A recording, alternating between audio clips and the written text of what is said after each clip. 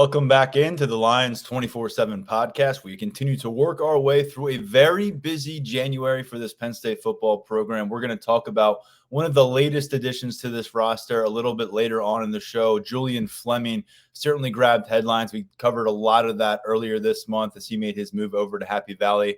We will gain some insight and intel from Columbus when Patrick Murphy, a reporter within the 24/7 Sports Network who covers the Buckeyes on a daily basis, covered Julian Fleming's entire career there on another campus. He will give us the lowdown on his perspective of Julian Fleming's time in Columbus, maybe what is still awaiting to be found by Julian Fleming in Big Ten football here in year number 5. So that's coming your way a little bit later down the road. But to begin this one, we have a lot to talk about coming out of Penn State's first junior day of January. They have another one this Saturday, another one the first Saturday of February.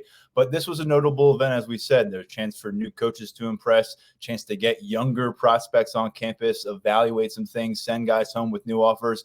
That all happened along with a commitment. Owen Aliciene, a massive offensive lineman from New England, is the latest member of the 2025 Penn State recruiting class, which now features 8 members and is ranked 6th nationally on 24/7 Sports. And to help us break down that pickup and just so much more from Saturday's action is Tyler Calvaruso, our resident recruiting insider. Tyler, between you and Brian Doan, I'd imagine there's a couple dozen stories up since Saturday breaking down exactly what took place in Happy Valley during that junior day.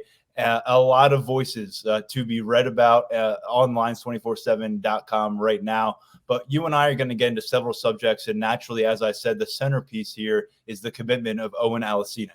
Yeah, I think it's a good get for Penn State. I think it's a big get for Penn State in a couple different ways. Aliciene, him being up in New England, a lot of the prep schools in New England, they play a schedule that they play a lot of games on Saturday, and that prevents guys from making visits. So he hadn't been in town for a little bit. His last visit leading up to this weekend was the season opener against West Virginia before his junior season kicked off. That visit went well. And despite the fact that, he hadn't been around a little bit, hadn't been around the staff, he remained high on the board and his interest in Penn State remained high. So when he got back to town this weekend, it was one of the more intriguing visits. Part of a loaded junior day. Aliciene was one of the more intriguing guys to make it to campus, and really just everything fell into place when he was in town. He's a 3-star prospect. He's mid-500 in the rankings right now, but there's a lot of upside here. He's a former hockey player. When you look at his size, 6'7", 275 pounds, you got to be one agile hockey player to be skating around at that size. And that was one thing that Aliciene has flashed really throughout Penn State's pursuit of him. He participated in that mini camp that the staff held before the beginning of the Lash Bash in late July, and it was a pretty solid offensive line group there that day. Mike Carroll was there, who's going to be on campus this weekend. Will Black, the Notre Dame commit, was there. And, we have multiple people who really feel that Aliciene was the best offensive lineman among that group that day. And I think that speaks volumes considering how talented those two and the other guys who are on campus are. So this is a ton of upside. I don't want to call him a project because I don't think he's a project. I think he's a little bit more refined than that. I do think he still has a bunch of developing to do. But that just kind of, comes back to him being a little bit newer to the position and, learning the nuances of it. There's a really high ceiling here, I feel. And it fits the mold of what Phil Trotwin has been going after on the recruiting trail with his tackles. You look at the frame, 6'7", 275. That mirrors some of the guys Penn State signed in its 2023 class. Garrett Sexton's a similar size. Ian Boyer, 6'8". Caleb Brewer's a little bit smaller, listed at 6'4", but he's in that same weight range, and he has the athleticism that Penn State likes out of its tackle. So Aliciene really just fits what Penn State has been, really going after hard on the trail. So that's why I like the get. You factor all of that in, then you look at what Phil Trotwin has done developing some of these guys of this mold in the past. I think if you're a Penn State fan, it provides reason for optimism with Alicine's ceiling moving forward. I mean, look, they also added Nolan Rucci a couple weeks ago. He's 6'8". I think Coach Troutwine certainly has a type at the offensive tackle position. And you look at this addition here, and Aliciene going back and referencing like you did the camp work that we were able to witness a bit of. When you see a guy listed at 6'7" and whatever he was listed at, whether it was 250 pounds at the time, now he's 270 plus pounds. He's still pushing towards 6'8". So we'll see where he actually is when he gets here to campus in 2025. But when you see a guy listed that size on a camp roster, and then you kind of verify the height when they're stretching out there, it's one thing. But a lot of those guys, as you know, Tyler, they go by the wayside when the competition picks up. Oftentimes, they're just lacking coordination. When you're 16 years old, 17 years old, and carrying that kind of a frame, maybe you can be projecting at 22, 23-year-old, but a lot of those guys are truly projects, and you're not really focused on what's in front of your face right now. You're focused on what the future might look like. And in the case of Alicin, I think we saw in the camp circuit, the coordination was there. He was able to move around, get around. I think what you can't necessarily see into the summer showed up in the fall through the film, his ability to get after as a run blocker. He's not just a guy that's relying on that length to just cover in space. He's a guy who's got some authority to him as well. It seems like he's been coached up pretty well at Avon Old Farms up in Connecticut. And for those who are not familiar, Avon Old Farms is one of those prep programs up in Connecticut that does garner Power 5 interest on a cyclical basis. This is not one of those like one-off, wow, where do you find him things. This is a guy who's within an institution, within a program that does set up guys for Power 5 success and opportunities. And just to reference the other point you made, because it's a really unique one, is the hockey background. And he wasn't skating around at 6'7" based on the story that Brian Doan had up at Lines 24 on the weekend. He was about 6'4", 215 pounds skating around as a high school freshman, playing tight end as a freshman on the football squad. But now here he is. The physical development has continued. Had conversations with coaching staffs on the hockey side of things and on the football side of things as that development built. And then the offers began to come, and you get to a fork in the road as an athlete. And I think he made a very wise decision in going the football route. He's also an example of a guy, Tyler, who reclassified at the prep level, I believe. So we've seen that a few times from New England players who spent an extra year. That often sets them up maybe to come in and when they're away from home, maybe to come in and just be prepared for what life might be like on a college campus. And so there's a lot to love about this because, again, we're not talking about a player who's going to be factored into this upcoming roster. We've still got at least a year before this guy's on campus and already 270 plus pounds. I think it's tempting to go project here, but I don't think he's a true project kind of guy. I think there's a lot already set in place and set in motion that leads you to believe he belongs on a Power 5 roster of the caliber of Penn State. So kudos to Phil Troutwine for getting this one done. And if you're able to, Tyler, just kind of talk us through the recruiting process that he navigated, that Penn State navigated to getting this one to the finish line. Really, when Penn State offered back during the spring, that came following Phil Troutwine being in New England and checking out Alicin and getting eyes on him in person. So clearly he liked what he saw that day. So this has been going on for a while. Then you get him back to camp, and he turns in the performance that he did. I think from the Penn State perspective, it definitely heightened the interest and solidified his place on the board. Because, once the staff got those verified measurements and, all the testing numbers that go into evaluating a prospect, and then he follows that up with a standout camp performance, it's kind of like, okay, we got something here. We got something we could work with. We got something that we could develop if we could get this guy to town. And really, Alicin, he didn't make a ton of visits beyond Penn State. He wasn't really popping up elsewhere. Again, like I mentioned, some of that has to do with the fact that Avon Old Farms was playing a lot of games on Saturday, and he just didn't really have the chance to do so. But talking to him, I always got the feeling that Penn State, was really standing out early on. The moment that offer came in, it seemed like the Nittany Lions were kind of head and shoulders above the rest of the pack. And, obviously we saw that come to fruition this past weekend with the commitment. You mentioned, preparation and comfort. I think the fact that he's an Avon Old Farms kid played into this from a Penn State perspective as well.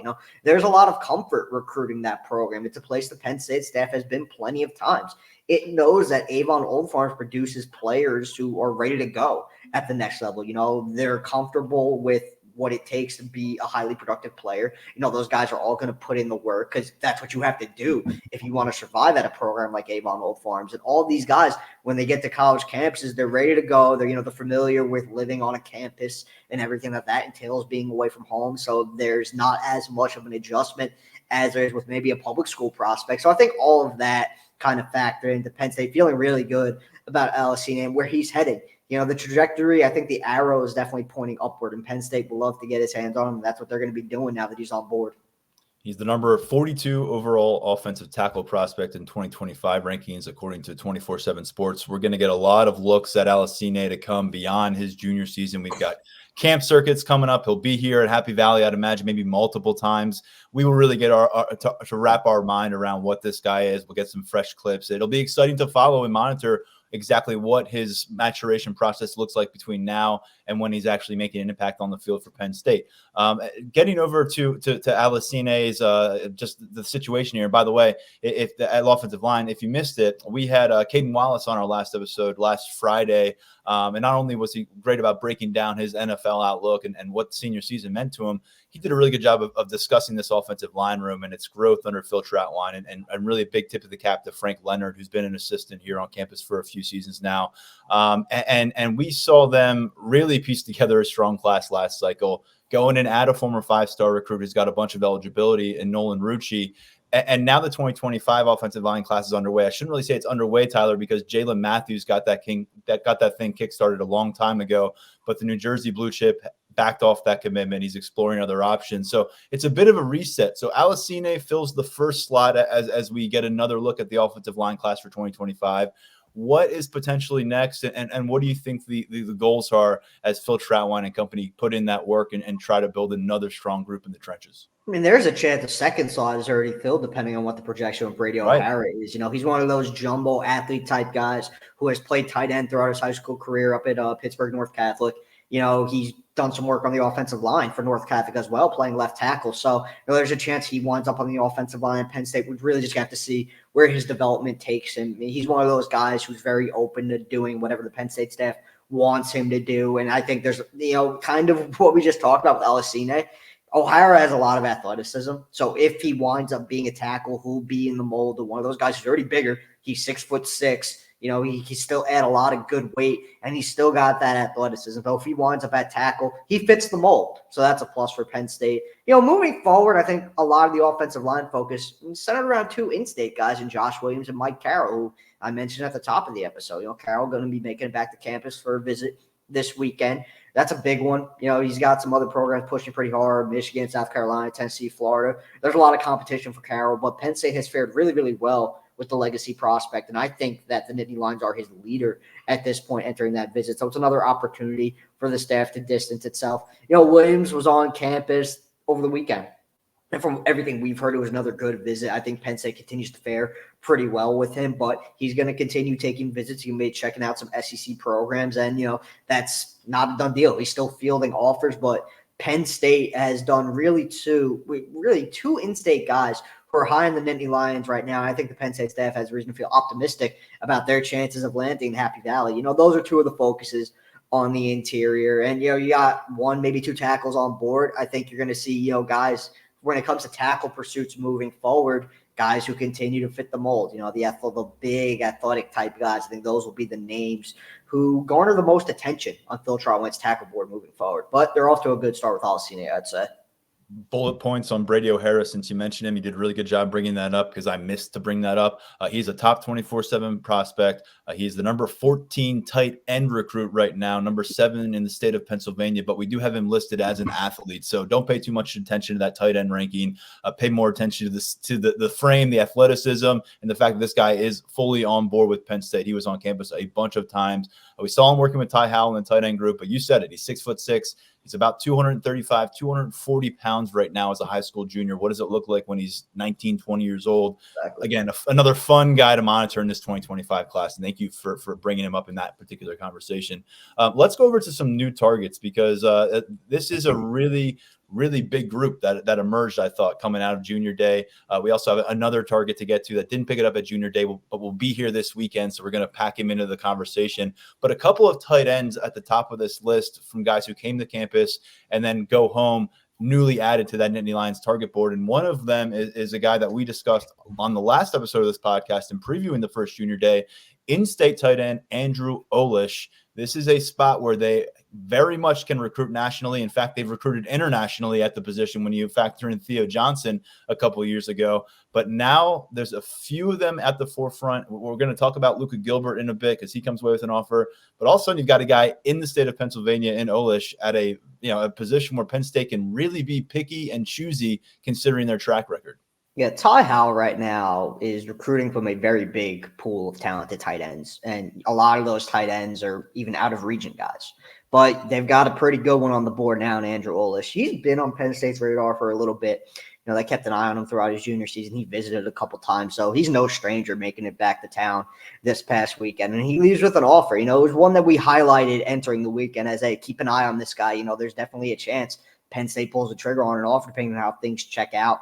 Everything checked out. He's got the athleticism working in his favor. He's a good pass catcher. He's put on some good weight, which I think was probably the main thing, because he was a little bit on the lighter side when he first started visiting Penn State. And I think Penn State really wants to see that physical development because the fact of the matter is if you're playing tight end for the Nittany Lions, you got to do a lot more than just catch passes. You're going to have to block. You're going to play as an inline tight end. You're not going to be just splitting out wide for the entirety of your career in State College. So they want to make sure a guy like Olish is capable of doing that.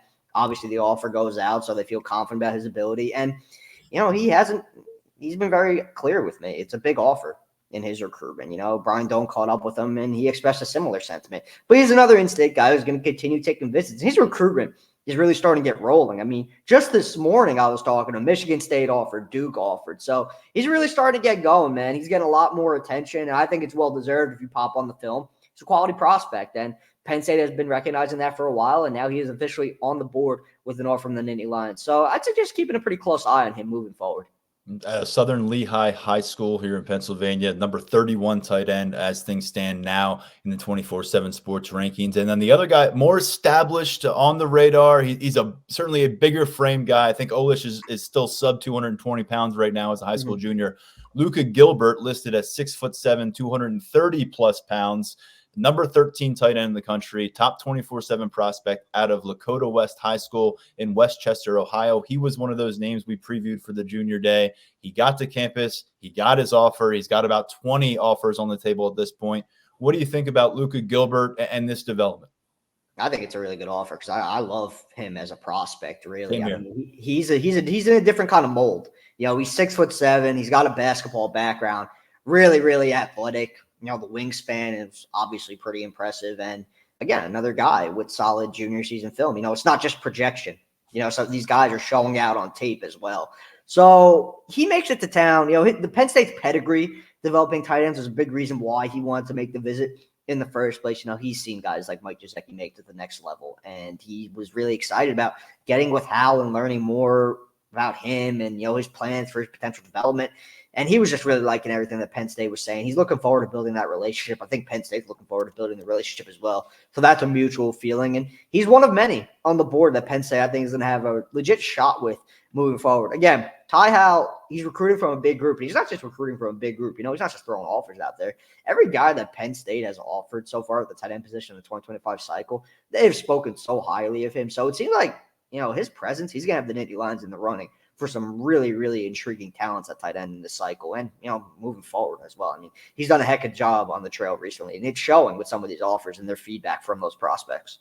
Yeah, and just a reminder why these tight ends are willing to take long looks at Penn State, even if they've got a little maybe clearer pathways to playing time on other campuses. The track record, and this predates Ty Howell, and he has done a fantastic job in maintaining the standard. But you go back to Tyler Bowen, Ricky Ronnie before him, and I know historically there have been some fantastic tight ends. Kyle Brady comes to mind, of course, for a lot of Penn State fans. But more recently, and what's really more relevant to the current crop of recruits, is that they have strung together 3 consecutive starters going in the second round of the draft. You mentioned Mike Gesicki, followed up by Pat Fryermuth, followed up by Brenton Strange. Now what does Theo Johnson do with the next few months to set the stage for him in the NFL draft? And what does Tyler Warren do with his additional year on campus that he's using to set the stage for him in the 2025 NFL draft? And as we know, you work your way down the group. You got Andrew Rapplier, you got Luke Reynolds, Jerry Cross is a former 4-star, Joey Schlafer was a hell of a high school talent. And so, and by the way, not Nick Bowers. I don't want to knock him. He was along the way a backup tight end here, and he carved out a career for himself in the NFL. So you'd understand why players keep showing up, and that's kind of setting the stage for the next name I wanted to get to. Tyler, he was not on campus this past Saturday, but he recently picked up a Penn State offer. He will be on campus this weekend per your reporting. Hayden Bradley, 6'5", 215-pound tight end out of Buford, Georgia. He's got SEC schools chasing him. He's got Coach Prime chasing him up in Boulder, and now Penn State enters the fray and gets him on campus very quickly. Another tight end prospect whose stock overall is on the rise. Georgia Tech offered over the weekend. That's where he was. He was in Atlanta for a visit with the Yellow Jackets. A couple of other Group of 5 programs offered. The big one came this morning. Florida extended an offer to Bradley. And another guy who I really like, I think there's a lot of upside with him. He's still coming into his own as the tight end prospect, plays at one of the best programs in Georgia at Buford High. So that, he was productive in that offense, catching passes from Nebraska signee Dylan Raiola. So his film checks out, and he's going to be in town this upcoming weekend. That offer went out while Hal was at Buford to check in with him. And really, those two had a really great conversation. He's really looking forward to getting to town, getting to know more about Hal, kind of looking for some similar things that Gilbert was looking for, looking to not only learn more about Penn State's pedigree with tight ends, but what goes into, the development of that pedigree. What is it about Penn State's plans for tight ends that gets those guys to the next level? That's one thing that Bradley's looking to learn. And really, I think he's a guy whose stock is going to continue to rise. I think Florida is probably not the last SEC program that's going to extend an offer to him. So again, Penn State's in the mix with a lot of talented tight ends, and Bradley's one of the newer names in the mix. But I think if he gets to town and his visit goes well, I think the Nittany Lions can be a player for him. We'll see. And it's no surprise to see them, again, just kind of taking a wide net approach to this position. They should be doing it there, should be doing it at linebacker. I know they do it everywhere, but when you just look at the recent track record, running back, of course, it's an area that you've got to spotlight, you've got to sell, and then they've been doing a really good job of that. Let's get out of the tight end room, though, for a moment. Go to a couple new offers that surfaced from Saturday visits. One, a long-distance visitor. We'll stick on that theme. After Georgia tight end, we've got a Florida receiver in Mike Peterson Jr. Not only is he from Florida, he's from Gainesville, Florida, the home of the Gators. He's still working on getting that Power 5 offer sheet together. There have been some programs that have stepped up, and Penn State among the latest. Obviously, this is a guy that's got some size. He's got a lot to add to that build. I think he's listed at 150 pounds, but 6'1", 6'2" range and still growing. A lot to like about Mike Peterson, and clearly the Nittany Lions agree. Yeah, there is a lot to like about him. He's still kind of developing physically. I think he's still growing into his frame. Texas A&M was the first Power 5 program to offer him back in December. So Penn State was second. He just added, we're talking about, it's like a theme today. We're talking about guys who got offers this morning. Tulane offered Peterson Jr. this morning. His visit played out really well. He really loved James Franklin. He was telling me that this conversation with Franklin really resonated with him. One of his favorite coaches that he's dealt with on the recruiting trail. So, that speaks volumes. He's the son of Florida linebackers coach Mike Peterson. So, there's whenever you have a situation like that, a guy who makes these visits, they know what to be on the lookout for. They know what to look for from staffs and programs. And Peterson was thoroughly impressed with what Penn State had to offer. So Marcus Hagans is still working on formulating that wide receiver board. So, we're going to have to see where Peterson ultimately falls at the end of the day, but it's an intriguing offer. Again, another guy who I think has the potential to add more Power 5 opportunities moving forward. Maybe Florida even jumps in. Who knows? We got to see since his dad works there, but it's a good offer for Penn State. I like Peterson Jr. I think there's some upside there, and his visit went well. Much closer to campus and certainly familiar territory for Penn State followers and for the Penn State staff down at Quince Orchard High School in Maryland. Another offer goes out. Aiden West, defensive back out of that program. The guy's right around 6 foot, 175 pounds. His offer sheet also brewing with the likes of Boston College, Cincinnati, a local one in Maryland, Pittsburgh, Virginia, Virginia Tech, West Virginia. Definitely a lot of regional feel to it. This is a big one for West. And when Penn State's going fishing again, and Quince Orchard, a school where they just signed Xavier Gilliam, and I was almost going to say Chop Robinson because that's what the comparison keeps being. Jalen Harvey. Of course, Chop Robinson previously attended that school before he came on to star at Penn State. So there's a lot of history here, and Aiden West is the next name to know down there. I wasn't sure what was going to happen with Aiden West ahead of his visit. He entered the visit on the board with some Power 5 offers. So, clearly some staffs around the nation feel really good about his potential at the next level. I was interested to see what his size was going to be because word was he had a little bit of a mini growth spurt, and that wound up checking out. And I think that played a big part in this offer going out. Again, we talked about familiarity with Avon Oldfarms and how that adds an element of comfort to a recruitment. I think you could definitely say the same thing about whenever Penn State goes down to Quince Orchard and, inquires about a guy and eventually offers a guy. I think that West has, I think there's upside on the outside for him at corner. He's kind of similar to Xavier Thomas in a sense, but he's added size. So I think there's a different, element of his recruitment now.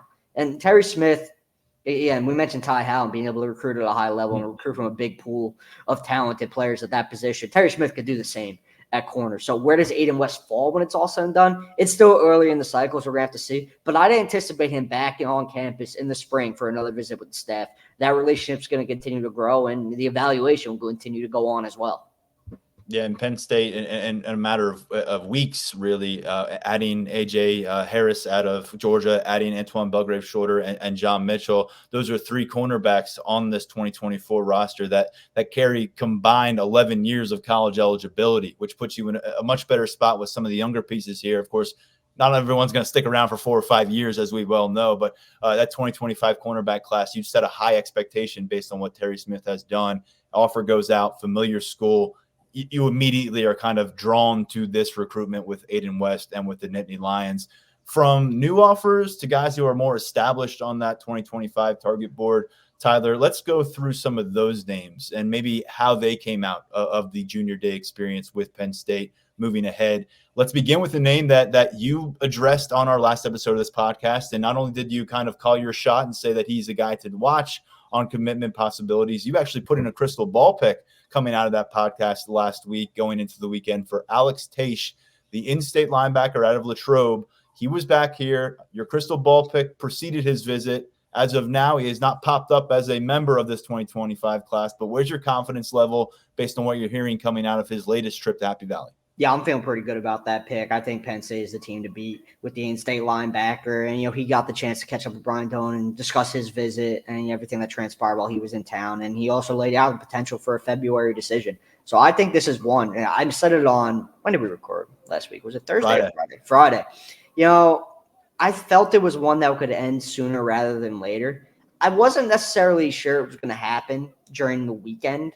I was definitely keeping an eye on him because he's one of many who are high on Penn State. But, he's been consistent in saying that maybe another visit or two elsewhere before coming to a final decision. So it was 50-50 on whether or not this was going to get done during the weekend for me. But I think Penn State has definitely just continued to fare so well with him and has really established itself as his leader. So I feel good about that crystal ball pick, man. I think that one's going to end well for the Nittany Lions when it's all said and done. You're feeling pretty good that when this team wraps up spring ball and the blue-white weekend and all the recruits come to town, that he'll be wearing that commitment label by then? Yeah, I think so. Given the timeline that, he has presented on the record and just everything that has gone into this recruitment from the Penn State side, how often he's been on campus, what the offer meant to him when it was issued, I feel pretty good about that timeline. Yeah, a portion of time now between now and the end of spring ball where we tend to see a class swell up a little bit. It's up to 8 right now. Wouldn't be surprising if they were up near a dozen in that vicinity. And then, of course, you're watching that June to July area that follow the official visits for kind of that next burst when classes are built. From a local guy to a guy who got in an airplane for this trip, or maybe he didn't and he just drove a long way, Elijah Melendez, who is a 4-star linebacker. In the composite, he is also a Miami Hurricanes commit, 6'2", 225 pounds at Osceola High School in Kissimmee, Florida. A lot to like about his prospect profile. What you don't like about this, if you're Penn State or anybody trying to come get him north, is that he's committed to Miami and he's got that local flavor to his process. But what stood out here, Tom Allen's in town now. He was able to get together with Elijah Melendez. Generally speaking, does this move the needle for you, the Miami Hurricanes commit, spending some time here on town? It's probably too early to say. I think the relationship between Allen and Melendez needs to continue to develop. He seemed to like him from my conversation with him, so that's a plus. And, again, when you have a guy, I feel like we always say this with out-of-region visitors during the winter. When you have a guy who, makes it to town who's not from the Northeast and, is especially from a place like Florida, who's willing to come to Penn State when the weather's not the greatest. It's cold out. A lot of these guys aren't used to that. And they want to come. He got a genuine feel for a central Pennsylvania winter this past weekend. It was not one of those fluke 50 degrees January. It was truly a wintry day. Yeah, exactly. I think there's an added level of it for him, too. He's already committed to a program. And he still decided to make that trip. And, he mentioned to me the possibility of an official visit in June. I do think there is a good chance of that happening, depending on how his recruitment plays out. But it really depends who you talk to with Melendez. There are people who think he's pretty locked in with Miami and he's just, vetting all of his options, as I think every recruit should. There are some people who think if he's going to make a move off that Miami commitment, maybe Florida is probably the best chance to get that one done, have him stay in state just at a different program. So it seems like it's kind of too early to get a true pulse on where this one is heading. But from what we do know, based on our conversation with Melendez, I think Tom Allen, the relationship there, it's off to a good start. I know he likes James Franklin a lot. That relationship between those two is pretty good. So Penn State does have staying power with Melendez, I think. It's really going to come down to the direction he wants to take his recruitment. Does he want to continue making visits elsewhere? Does he want to, be 100% locked in with Miami? We're just going to have to see. Speaking of linebackers, speaking of Tom Allen, piece just surfaced over at Lions247.com as we're recording here on a Tuesday afternoon. The great Brian Doan chiming in with the story on Anthony Sacca, the Nittany Lions legacy, getting back to campus for the first time in more than a year. Much has changed in his recruitment. He's gone out and seen the world a bit in terms of the college football world, but circling back. And so a very detailed story up on Tuesday afternoon for our VIP subscribers at Lions247.com. Just wanted to get that out there on this episode of the podcast because the stories and updates have been coming fast and furious. Another highly rated defender to get to here, Kanoa Winston, the number 2 safety in the country right now. His cousin, as we've discussed several times, is KJ Winston, Nittany Lions starter in the secondary. He keeps coming back. I know everybody wants this guy, but where does Penn State stand right now? Yeah, before we get into him, I just want to say something on soccer real quick. Yeah. That article is a perfect illustration and kind of a reiteration of what we've been saying about him and his recruitment. He didn't visit Penn State for more than a year, right? So, if you're a fan, you see that, you're like, oh, well, maybe he has a lower level of interest in the Nittany Lions. That was never really the case. He visited Penn State so many times early in his recruitment, and he already built up so much familiarity with the staff. He really just wanted to get out and check out other places. That was really all there was to it. It was something that he told me when I watched St. Joe's Prep play in New Jersey during the fall, and it's the similar sentiment now. So I definitely suggest checking out that article. It's a great read. It's a great insight into a linebacker who is high on Penn State's board. But moving over to Winston, again, it's kind of one of those situations where he's been on campus so many times now. It's like when you interview him, it's like, what more is there to say about Penn State? He's kind of laid it all out there already. And Nittany Lions, another situation where the Nittany Lions continue to fare really well with a prospect high on the board. Kanoa Winston is one of those guys who, when we talk about the 2025 board, one of the top overall targets. The staff really, really likes him. And there's a lot of comfort. He's KJ Winston's little cousin, so they know, it's a good family that he comes from, and just there's a lot of trust there already, and that plays into it. I think Penn State's going to be a long-term player for Winston. There have been points in his recruitment where I thought, maybe we should put a crystal ball pick in, but I'm going to hold off on that. I do think Penn State is in a really good spot with him right now, but Ohio State is a new factor in that recruitment. New safeties coach Matt Guerrieri, who was on Tom Allen's staff at Indiana, he's working Winston, and wouldn't surprise me if he pops up in Columbus for a visit with the Buckeyes. We're going to see, what direction that goes. But Penn State's done a lot of really good work with Kanoa Winston, another guy who got to know Tom Allen while he was in town over the weekend. Winston, a standout at Gonzaga in Washington, D.C. Let's stay in that region, go over to Henry Wise High School, which is where Trent Wilson resides. He's a top 150 recruit like Kanoa Winston. He is a premier defensive lineman, 6'3", 270 pounds. And it sounds like based on this experience, and he's a guy who's got the Alabamas and Georgias and Michigans of the world on that offer sheet. Seems like Penn State's going to remain in the mix near the top of his recruitment after his trip to Happy Valley. Yeah, Penn State's definitely going to be in play for Wilson up until he makes a decision. Between the relationship with Deion Barnes, the relationship with the staff overall, and really just, I think, his appreciation for the manner in which Penn State has recruited him. He seems to come away with that family type feeling every time he makes it to campus. I think a lot of factors have worked in Penn State's favor with Wilson, but he's going to continue to get out and make a ton of other visits. So his recruitment is going to be a longer process, as he has laid out himself, probably closer to the beginning of the early signing period next winter. So Wilson's going to be a guy we're probably talking about for a long time because his recruitment is far from over. But Penn State is going to come up in every conversation because they're an official visit candidate, and they're definitely a candidate to receive a commitment when Wilson sits down to make a decision much later in his recruitment. I feel pretty good about that. Penn State has done a lot of good work with him early on. Has built up a lot of goodwill with Wilson.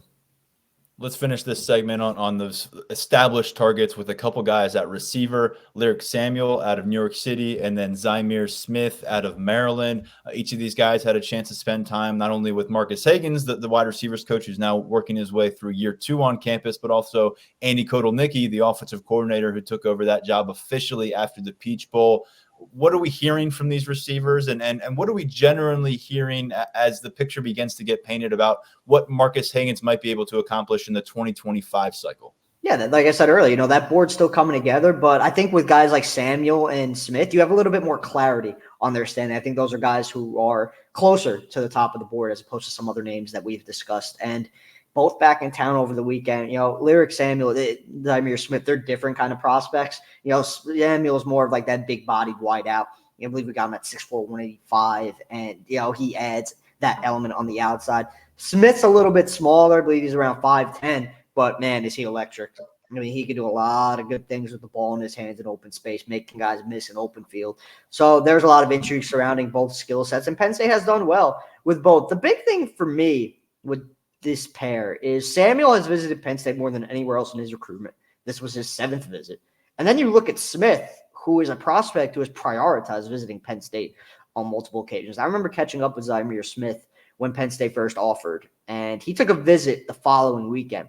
There were multiple schools pushing to get him on campus for a visit that weekend. He was like, nah, I'm checking out Penn State. And again, even this past weekend, he was originally planning on visiting the 27th, but there was an alteration to his schedule. And, he decided Penn State's the place I want to be the weekend of the 20th. Again, another situation where he could have changed course. I'll visit another school that weekend and then circle back with Penn State later on. No, Zymir Smith wanted to be in State College, getting back to the staff. So I think that speaks to his level of interest and positive feedback from both of those guys early on in the cycle. And look, that board is going to continue to evolve, but Samuel and Smith are going to be at the forefront of the conversation. Committed recruits were also in town, Tyler, and the one I wanted to focus on here before we get ready to move on and shift focus to Julian Fleming, the new receiver pickup for Penn State out of the transfer portal, is Beckham Kritza, the quarterback who's committed in November to Penn State at a really interesting time. His commitment came within 48 hours of Mike Yursic's dismissal as offensive coordinator. Obviously, it predated the arrival of Andy Kotelnicki as the offensive coordinator for the Nittany Lions.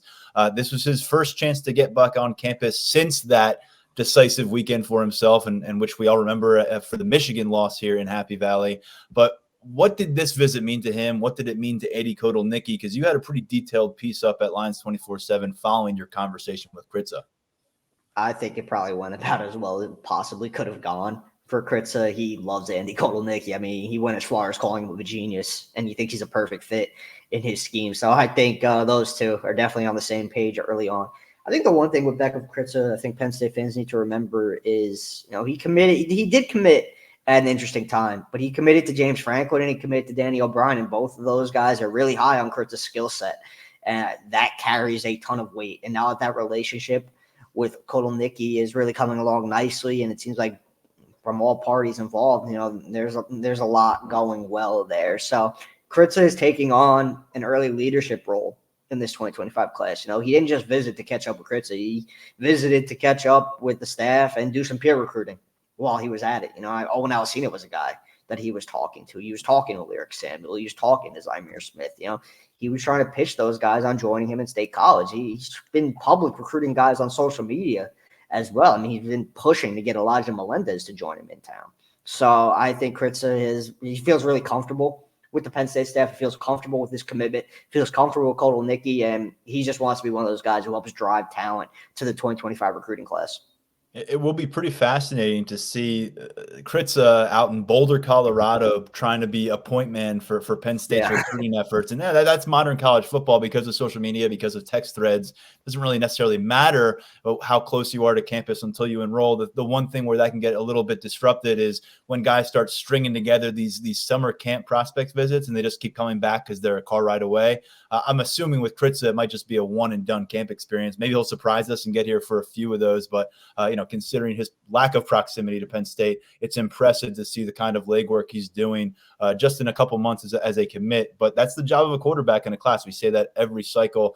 There's also an eye on the 2026 class through all of this process. Penn State going to be welcoming in some high-level sophomores who are part of that 26 class. Not a lot of rankings have gone out there, but they have gone out to a few in Pennsylvania. One of them is Tyler Merrill. He's considered one of the premier offensive linemen in the country as of now in the 2026 class. He has been to Penn State camps. He's been on their board for a while, and he's currently number 53 overall in 24/7 Sports early assessment of the 2026 class. He was a big-time sophomore on campus last weekend. You caught up with him. Tyler Merrill, Penn State.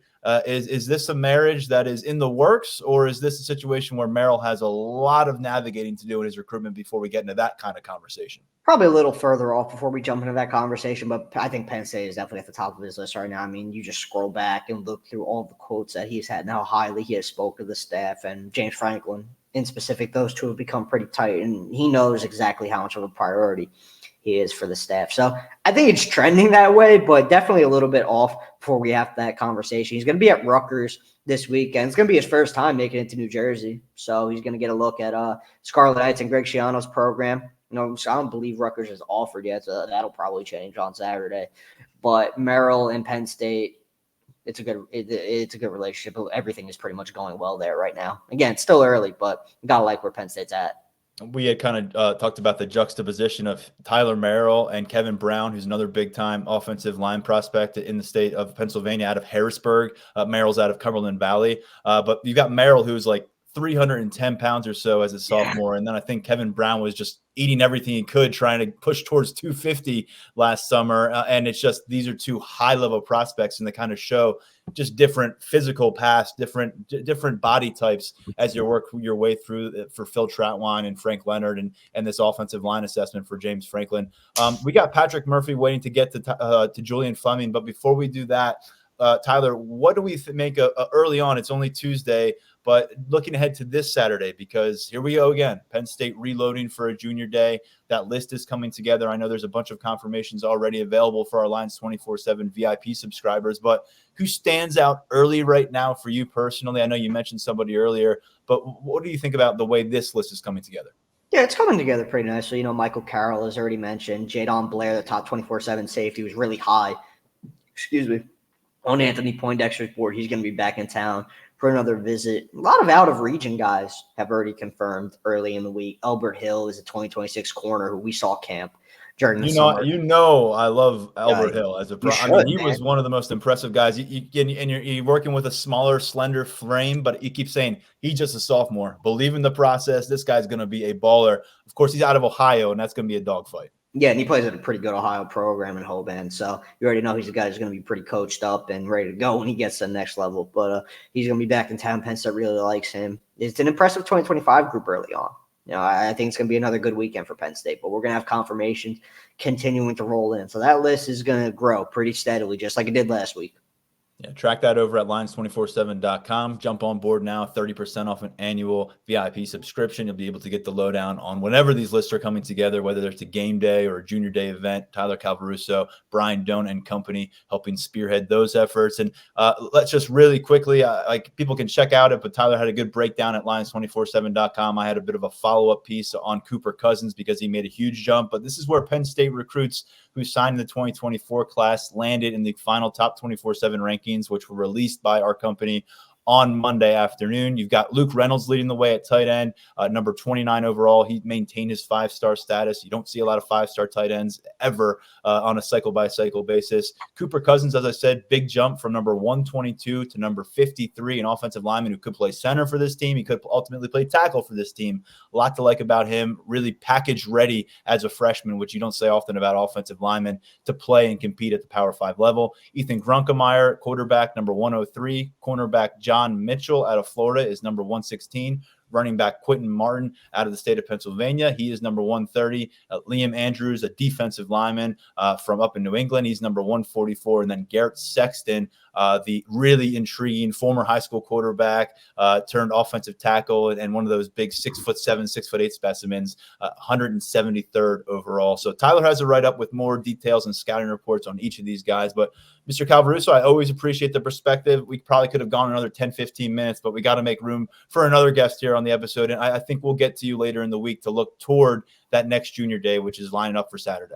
Always appreciate you having me back on, man. All right, good stuff.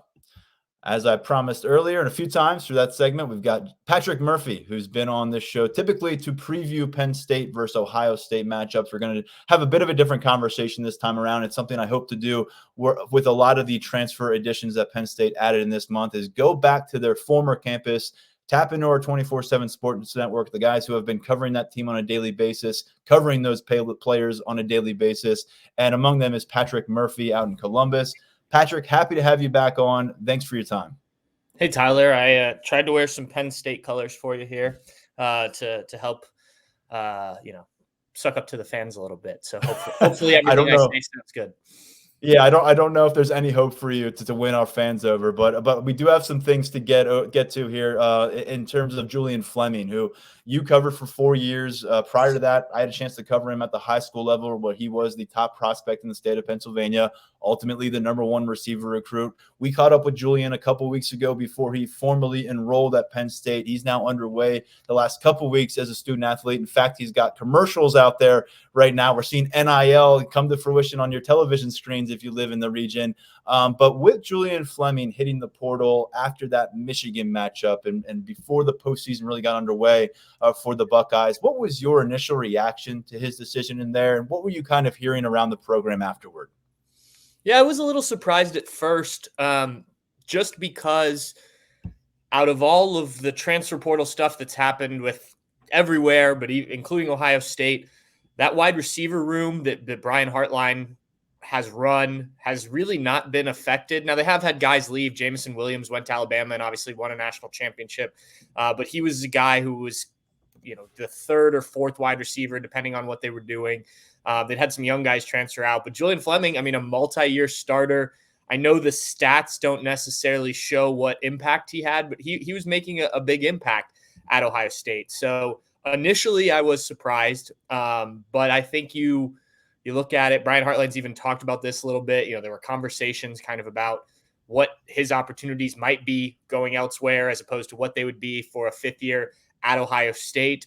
You mentioned the NIL part of it. I think when he moves out of a receiver room that had Marvin Harrison Jr. and, Jackson Smith and Jigba previously, all these guys that Ohio State's had, Emeka Egbuka, now he has probably a bigger opportunity for something like that, as well as maybe an opportunity to do some more on the field without some of those guys kind of taking the attention from the quarterback and whatnot. So I think looking back on it, I can understand why this made sense for him, but I was certainly surprised at first. He was a guy who was his entire career, despite not being an Ohio kid, was very much a Buckeye. And I'm interested to see what happens next year when Ohio State goes to State College and in that game. I think it's becoming more and more common in college football to see your former teammates on another team, but it's still kind of weird to me.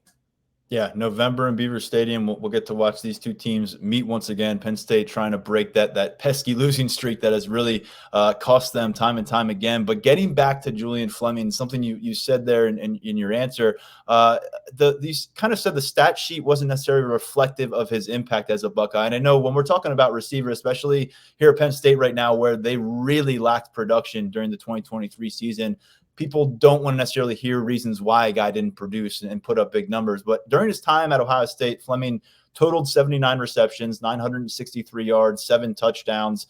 A lot of that, the bulk of that done as a junior in 2022, 34 catches, 533 yards, and 6 of those 7 overall touchdowns accounted for in 2022.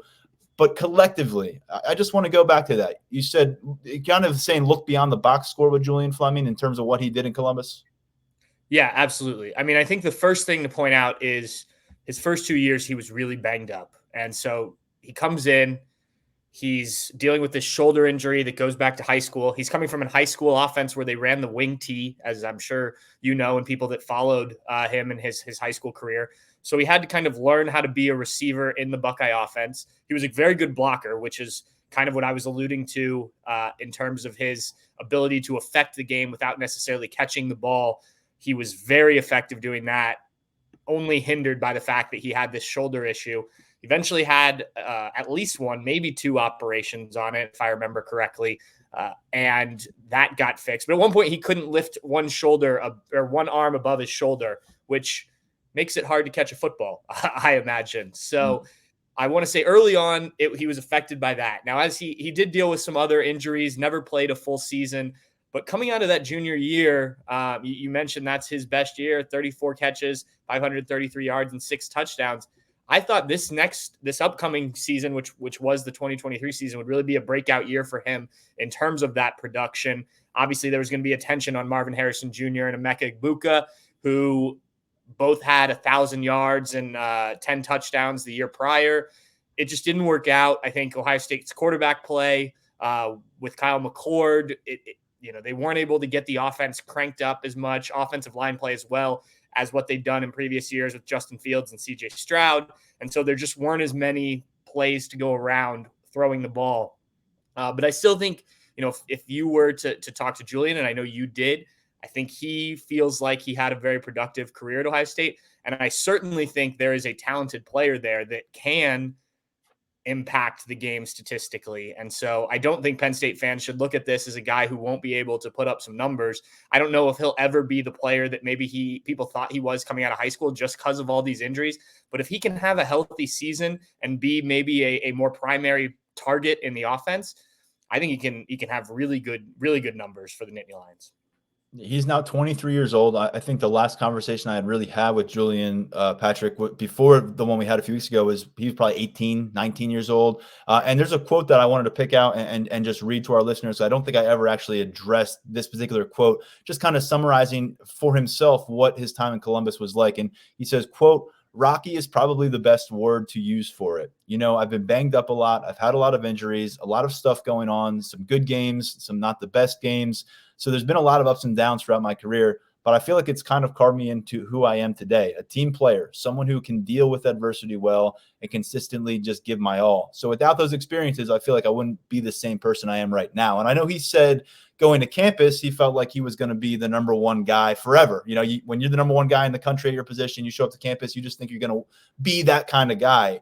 And there he talks about his maturation process. I'm curious from you. You have a chance to check in with these players from time to time, just as we do here at Penn State. What stood out to you maybe about Julian Fleming, whether it was his demeanor, his attitude, and not just in conversations that you had from him, but conversations around the program about him? Was there a genuine maturation development that took place for him in Columbus? Certainly. And I think you kind of hit on it there. You come out as the top-ranked receiver in the country. You show up on campus. First, you have to learn that offense like we were talking about. I think that was something that was eye-opening for him a little bit. And then the injuries.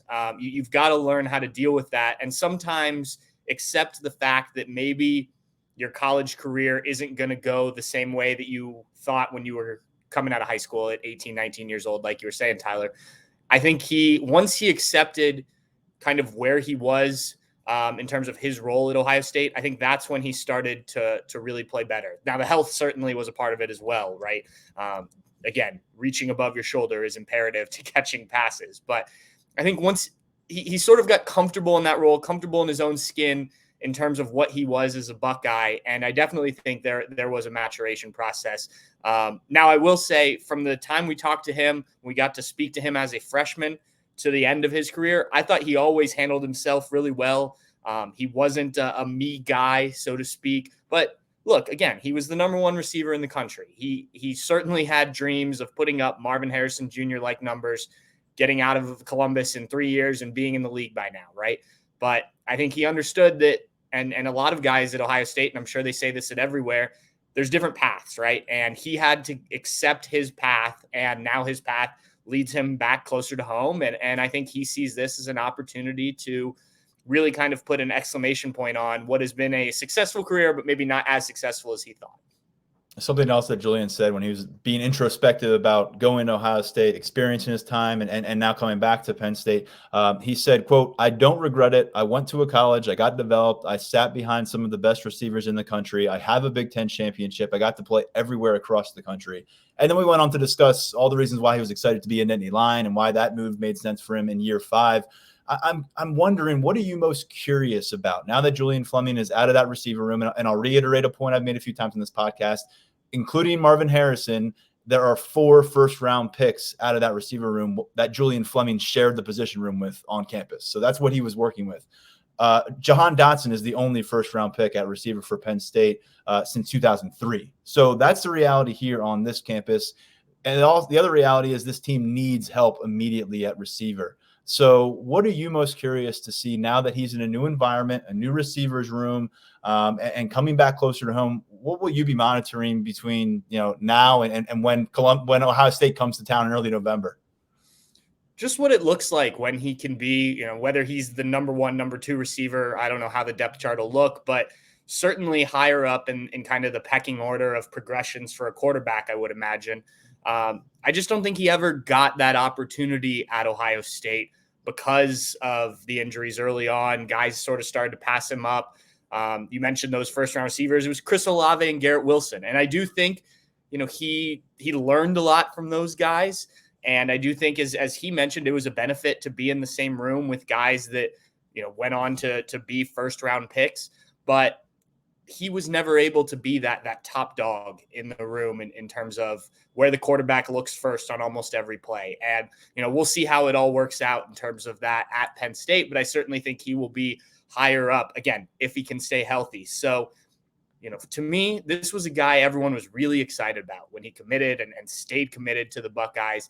And I do, like I said before, I do think that the production is in there if he can kind of put it all together and gets that opportunity. And so I guess the opportunity is the thing I'm most interested in seeing. How will Julian Fleming be remembered in Columbus? And maybe it's a better question to ask after this upcoming season, after he faces them as an opposing player. But in terms of his Ohio State career, someone who did come to campus as the number one wide receiver recruit, but it's not like he was in a wide receiver room that wasn't producing along the way. So much competition there. You talked about some of the stuff he went through. Judging by some of the reaction on your message board to the story, and thank you for sharing it, that we posted on your message board, seems like he's generally a guy that Buckeyes fans are going to be rooting for 11 Saturdays out of the year this season. Does that seem accurate? And just long term, how do you think Fleming's remembered in Columbus? Yeah, I think what you said is accurate. I think, there will be Buckeye fans, people that maybe don't pay attention every day, that don't know the game as well, that, will look and be like, oh, he left Ohio State. I don't want to cheer for him. But the vast majority of the people that, are on our message boards every day and understand kind of his career, we'll be excited to see him get this opportunity that we've been talking about. I mean, even Jamison Williams, who really never did much at Ohio State, less than Julian Fleming, when he went on to do well with Alabama, Ohio State fans were excited. Ohio State fans still want to claim Joe Burrow, who really never did much at all at Ohio State, but went on LSU and have that career that he had.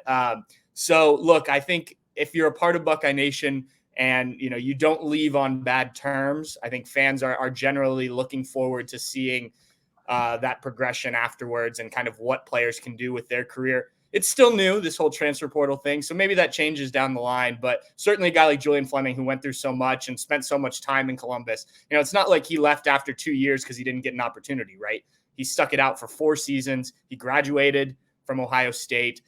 He put a lot of work in to be as effective of a player as he physically could. And I think Buckeye fans respect that.